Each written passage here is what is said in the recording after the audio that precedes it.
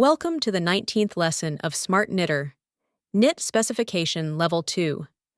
The focus of this lesson is on the technique of increasing stitches on one side of the sweep. We are now learning how to use a division line to increase stitches on one side of the sweep. To divide the sweep, first, switch the relevant panel to the new waistband mode.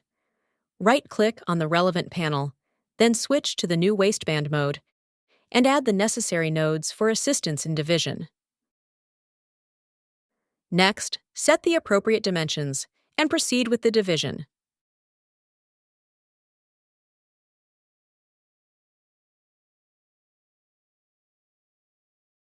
Right-click on the relevant node, then add a new division line by clicking on another node.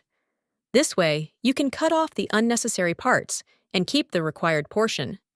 After that, adjust the knitting rules accordingly. This marks the end of this class. Thank you for watching.